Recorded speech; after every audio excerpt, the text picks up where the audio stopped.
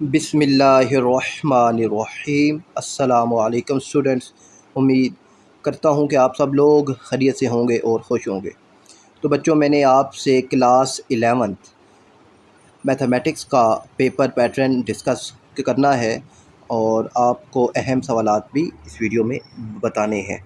तो बच्चों, section A, इसमें आपके पास 20 MCQs होंगे और 20 ही मार्क्स का ये सेक्शन होगा। तो ये तमाम MCQs इंशाल्लाह सोल्व करने के बाद मैं वीडियो अपलोड कर दूंगा। फिर इसके बाद बच्चों आपका आएगा सेक्शन बी 48 मार्क्स का, और इसमें 12 के क्वेश्चन आपने सोल्व करने हैं। और यहाँ पर ना बच्चों आपके पास 24 के क्वेश्चन हैं।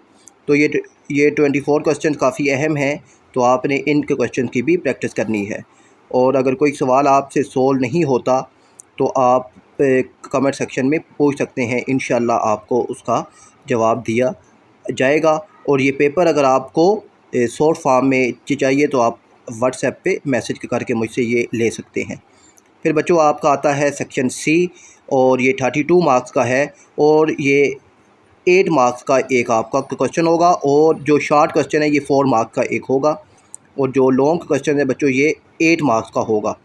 और इसमें आपने 4 क्वेश्चन सोल्व करने होंगे और 8 अब लॉन्ग क्वेश्चन आपके सामने हैं।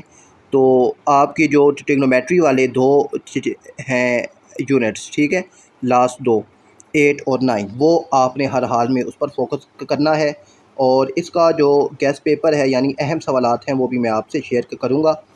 तो जो गेस्ट पेपर है बच्चों, वो यहाँ से हम क्वेश्चन को नोट करते हैं और फिर यहाँ से हम जो है आपका गेस्ट पेपर बनाते हैं।